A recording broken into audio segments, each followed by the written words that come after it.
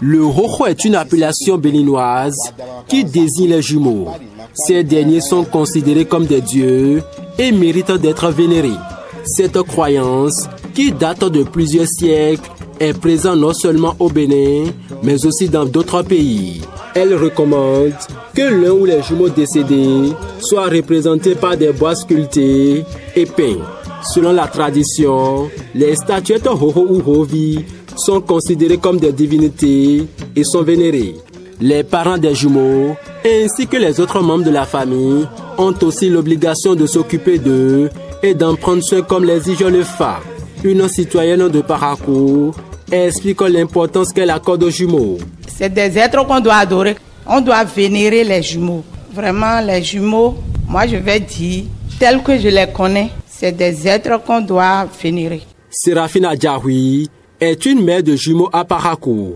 Lors de son accouchement, elle a donné naissance à 2 jumeaux, mais malheureusement, l'un d'eux n'est plus. Cependant, après les rituels, une représentation a été réalisée par des sculpteurs pour symboliser l'illustre disparu.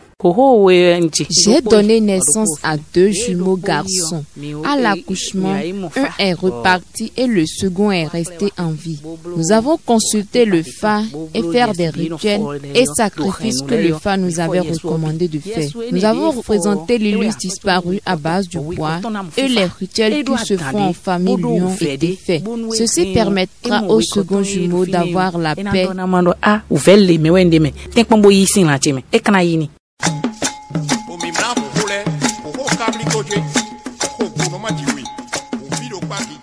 Mais que désigne-t-on par jumeaux et comment les reconnaît-on?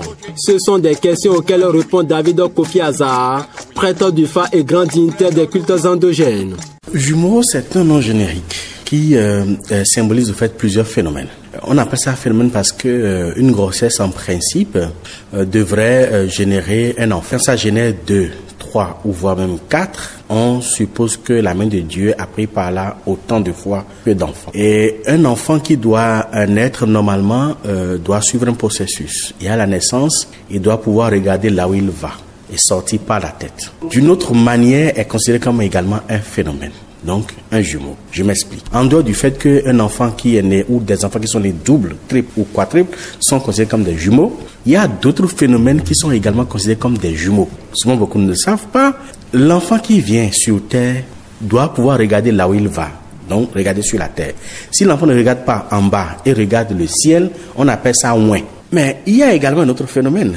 Un enfant qui naît entre la maison et le lieu de naissance est également un jumeau. Cela les appelle alihonou. C'est l'enfant qui est né sur la route, qui une fois sorti de la maison et n'ayant pas atteint l'hôpital ou la matrone chez qui on doit l'accoucher, et si l'enfant sort en route, il est appelé jumeau et on l'appelle alihonou. Est-ce la tradition qui exige la représentation en bois des jumeaux disparus?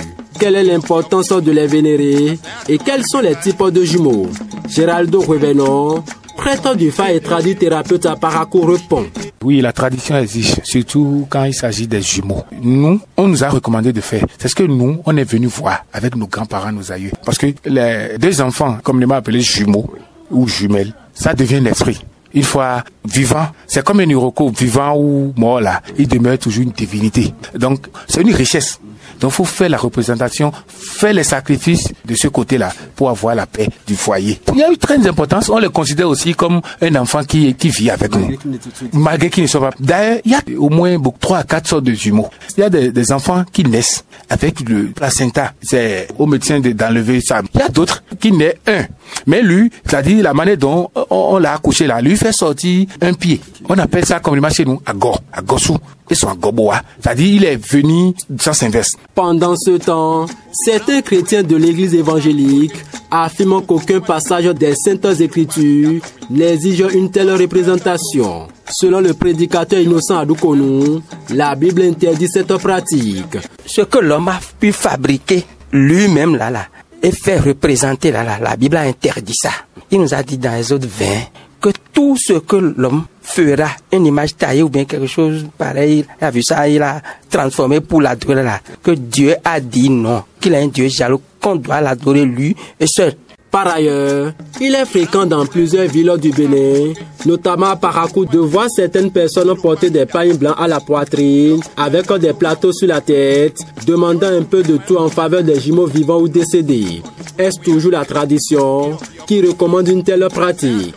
Gérardo Revenon, prêtre du phare répond. C'est la tradition et c'est les sacrifices qui recommandent ça. Pour les ramener en ville, il faut ça nécessairement. Il faut ça nécessairement. Des riches qui ont des richesses pas possibles. Et quand ils font ça, des jumeaux, et ils font, et c'est parti, ou bien c'est des fœtus qui sont gâtés, qui sont exposés là. Ils sont obligés de faire ça. C'est pourquoi on dit, on consulte chez les prêtres de phare. Donc, c'est les prêtres de phare qui voient quelle cérémonie qu'il faut faire pour décanter la situation. Ils sont obligés de faire ça. Les gens vont au marché, mais au bord du marché, c'est des grands véhicules de luxe, ils descendent, ils rentrent dans le marché pour demander. C'est les sacrifices qui les obligent, c'est la tradition. Et il faut ça nécessairement. Est-ce que c'est pas devenu une forme de commerce pour ces personnes-là? Non, actuellement, oui. Il y a beaucoup de gens qui font ces genre de bêtises-là, qui c'est pas bon.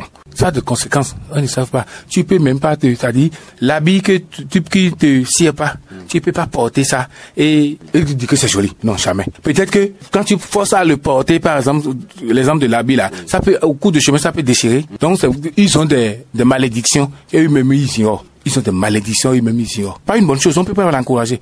Quelle est la situation au sein des églises évangéliques?